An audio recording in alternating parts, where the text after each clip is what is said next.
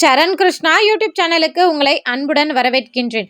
மாசி மகத்தன்று செய்ய வேண்டிய குலதெய்வ வழிபாடு என்ன அப்படிங்கிறத பற்றி தான் இந்த வீடியோவில் தெளிவாக நம்ம பார்க்க போகிறோம். நம்ம சேனலில் உள்ள வீடியோவை ஃபஸ்ட் டைம் நீங்கள் பார்க்குறீங்க அப்படின்னா மறக்காமல் நம்ம சேனலை சப்ஸ்கிரைப் பண்ணி வச்சுக்கோங்க. நம்ம சேனலில் தொடர்ந்து குலதெய்வ பதிவுகள், ஆன்மீக தகவல்கள் வந்து கொண்டே இருக்கும். வாங்க வீடியோக்குள்ளே போகலாம். மாசி மகம் மறுபிறப்பை அறுக்கக்கூடிய ஒரு அற்புதமான நாள். நம்ம தெரிஞ்சோ தெரியாமலையோ செய்யக்கூடிய பாவங்களை போக்கக்கூடிய ஒரு அற்புதமான நாள் இந்த மாசி மகம். மாசி மகம் அப்படின்னாலே பௌர்ணமியோட இணைந்து வரும். ஆனால் இந்த 2025ஆம் ஆண்டு மாசி மாதம் மகம் நட்சத்திரம் தனியாகவும் பௌர்ணமி தனியாகவும் வருகின்றது. 2 நாட்களுமே நம்ம குலதெய்வ வழிபாடு செய்யும் போது ரொம்பவே அற்புதமான பலன்கள் நமக்கு கிடைக்கும். இந்த நாளில் நம்ம வீட்லேயும் குலதெய்வ வழிபாடு செய்யலாம். இல்லை குலதெய்வ கோவிலுக்கு சென்று வழிபாடு செய்வதும் ரொம்பவே சிறப்பு. குலதெய்வ கோவிலுக்கு பக்கத்தில் உங்களுக்கு புனித நீராடல், புனித நதிகளில் நீராடுற வழக்கம் இருக்குது. இல்லை அங்கே பக்கத்தில் புனித நதிகள் இருக்குது அப்படின்னா நீங்கள் தாராளமாக அந்த நதிகளில் குளித்த பிறகு நீங்கள் குலதெய்வ வழிபாடு செய்வது உங்களுக்கு பல நன்மைகளை பெற்றுத்தரும். இல்லைங்க நாங்கள் எங்களால் குலதெய்வ கோவிலுக்கெல்லாம் போக முடியாது, நாங்கள் இருக்கிற இடத்துல இருக்கோம், பக்கத்தில் ஆறு இருக்குது, குளம் இருக்குது, அதில் குளிக்கலாமா அப்படின்னு கேட்டிங்கன்னா தாராளமாக செய்யலாம். இந்த நாளில் மாசி மகம் நாளில் நம்ம புனித நதிகளில் எந்த நதியாக இருந்தாலும் சரி, கடலாக இருந்தாலும் சரி, அதில் நம்ம நீராடும் போது நம்மளுடைய பாவங்கள் அனைத்தும் விலகி நமக்கு அனைத்திற்கான பாவ விமோச்சனங்கள் பெற்று புண்ணியவதியாக மாறுகிறோம்.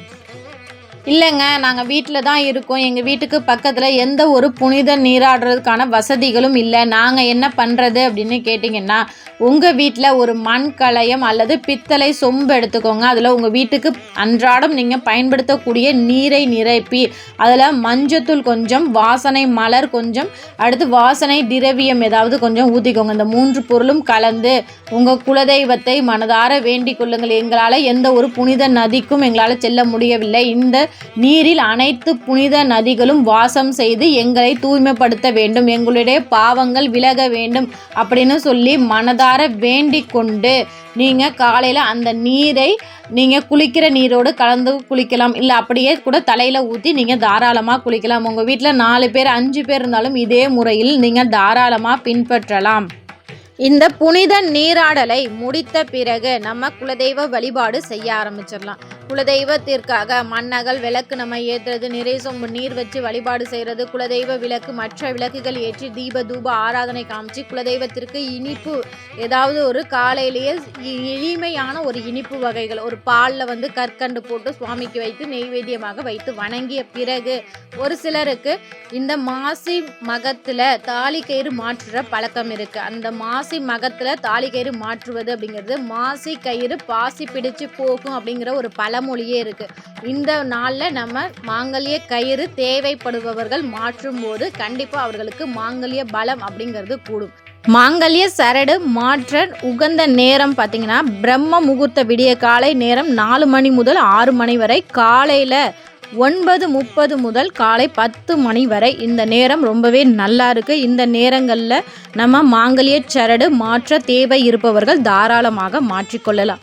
ஒரு சிலர் பூஜை அறையிலேயே மாற்றிக்கொள்வார்கள் மாங்கல்ய சரடு. ஒரு சிலர் கோவிலில் போய் சென்று மாற்ற வழக்கம் இருக்கும். அப்படி உங்களுக்கு கோவிலில் போய் நீங்கள் மாற்றணும் மாங்கல்ய சரடு அப்படின்னா காலையில் 9:30 முதல் 10:30 வரை உள்ள நேரங்களில் நீங்கள் தாராளமாக சென்று மாற்றிக்கொள்ளலாம்.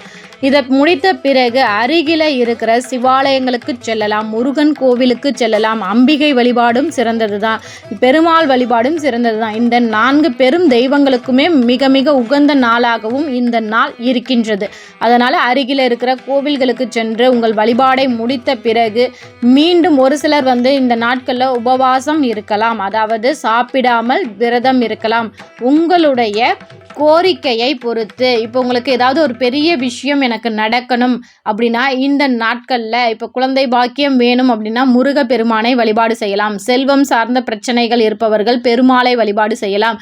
இல்லை எனக்கு ஏதோ ஒரு மன உளைச்சல் இருக்குது, மன நிம்மதி வேண்டும் அப்படிங்கிறவங்க சிவபெருமானை வழிபாடு செய்யலாம். இல்லை தம்பதிய ஒற்றுமை கிடைக்கணும், கணவன் மனைவி ஒற்றுமை மேலோங்க வேண்டும் அப்படின்னா நீங்கள் அம்பிகை வழிபாடு செய்யலாம். இது அனைத்துமே எனக்கு வேணுங்க அப்படின்னா உங்கள் குலதெய்வ வழிபாடு செய்வதே சிறப்பு.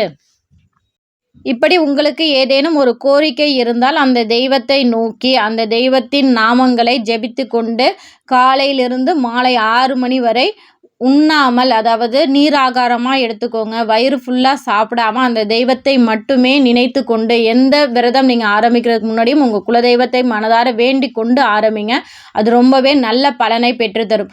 அந்த தெய்வங்களை நினைத்து உண்ணாமல் உபவாசம் இருக்கலாம்.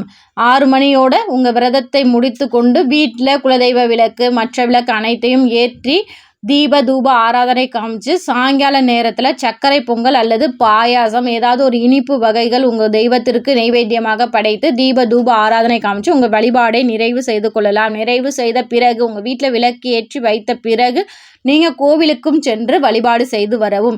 இந்த நாளை யாருமே தவற விடாதீங்க. இந்த நாளில் இந்த வழிபாடு நம்ம செய்யும் போது கண்டிப்பாக நம்ம பாவங்கள் விலகி நம்மளும் புண்ணியவதியாக மாறுகிறோம். ஒரு அற்புதமான நாள்.